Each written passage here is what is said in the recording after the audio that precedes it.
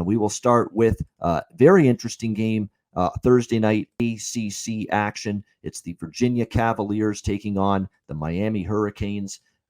Two struggling football teams right now. Pick your poison. Which team you want to back at this moment? Because right now, both of them have not had a good few weeks by any stretch of the imagination. Miami, 4-point home favorites, 61.5, 62 is the total in this game. Virginia getting absolutely obliterated by North Carolina's offense a few weeks ago.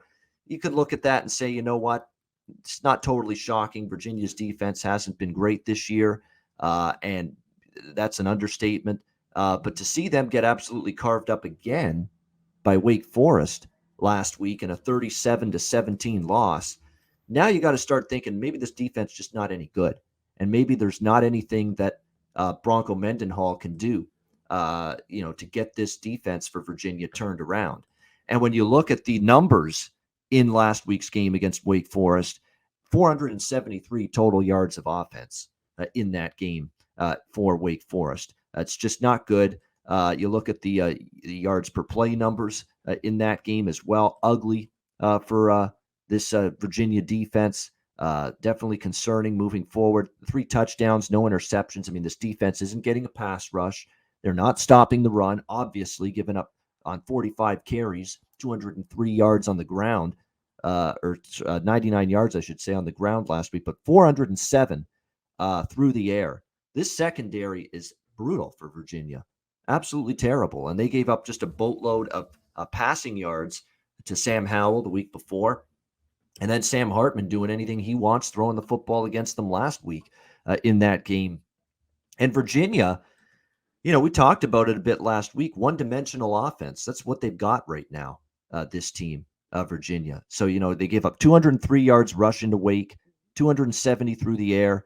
Virginia gets 407 passing yards against Wake Forest, only 99 on the ground. And that is almost unheard of for a team that's coached by Bronco Mendenhall, a guy that believes in a balanced offense. The run is a big part of his teams, going back to when he was at BYU many years ago. And this has got to be just killing him inside. Seriously, it's got to be bothering him and pissing him off big time. Now, he's not one of those guys that ever visibly looks upset. He's usually a pretty calm, cool, and collected guy in terms of, the way he reacts to things, good or bad. But right now, his team can't run the football. And it's almost whatever they do offensively, whatever success they have, it's through the air with Brennan Armstrong. I mean, there's just no run game whatsoever to speak of right now for this Virginia offense. So can they get the run game going here against Miami? That's going to be the big question. The Miami run defense has been solid, actually. It's not been terrible. 50th in the country, 124 rushing yards per game allowed. And when you think of their schedule, they've played Alabama, they've played Michigan State, they've played a couple of pretty solid teams. It's not bad. But Virginia is a one-way offensive team right now. It's one-way traffic, folks. It's through the air. That's it. It's the only way they're moving the football right now because they're not running it. So the bigger thing to look at statistically in this game is what's Miami's secondary like? Because you got to think Virginia's only moving the ball through the air right now. So you want to know how's Miami's secondary playing. And it hasn't been playing good. 245 passing yards allowed per game. They're 92nd in the country in terms of passing defense, Miami. So stylistically and matchup-wise, you would think this Brennan Armstrong-led Virginia passing game against the Miami secondary is a good matchup. On the other side, Miami, like I said, there's nothing that's impressed me. They were 0-3 against the spread prior to last week, and throw that game in the garbage can. I mean, Central Connecticut State, 69-0. I mean, that's an absolute garbage FCS team. And if you look at any FCS rankings, they're among the worst in terms of FCS. So make sure you don't make too much of a big deal of that. I will say, though, for a debut performance, albeit against a really bad team, you got to keep that in mind. Tyler Van Dyke, not Dick Van Dyke, no relation.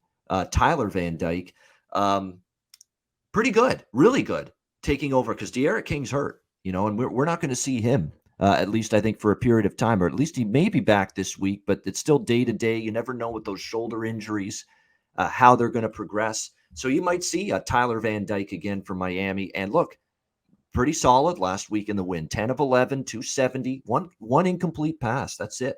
3 touchdowns, no interceptions. Now, granted, they're basically facing a brutal team, very weak FCS entry at home. But really, Virginia's defense is pretty weak right now in its own right after what we've seen the last couple of weeks. And he's playing at home here. I think if it is Van Dyke, I think they could probably have offensive success because Virginia's defense is just not showing any sort of resistance right now.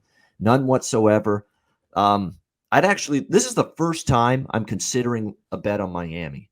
They're -4 in this game. Now they haven't covered against an FBS team, and they're playing one in a conference team here. But I'm really worried about this team, Virginia. They can't run the ball. Everything they do is through the air. It's one-dimensional. They can't stop anything on defense. That's troubling for me, and I think I got to see something better out of Virginia before I'm ready to back them. So early week lean for me is the favorite, and probably over the total as well. I know the over fell short last week with Virginia and Wake Forest, but Virginia's defense did their part because they gave up 37 points. You'd think Miami could get to the 30s here at least, if not 40. And Virginia against Miami, through the air, Miami's defensive weakness is the secondary. That could be trouble against Armstrong in this Virginia passing game. So I think the over could be in play here. We've got Conor Mack with us now. Conor, welcome in. What's your thoughts here on this Thursday night college matchup, ACC, Virginia-Miami? Yeah, this is kind of an ugly one. I mean, it's probably one I'm not going to get to the window with because Virginia, this defense is not very good. Two teams that, haven't performed well or underperformed here at 2-2. Like you said, all they do is throw it. Armstrong, they can score points, even though Wake held them down. That's why I stayed off that game. That was Wake or pass. With this defense, you shouldn't be laying points.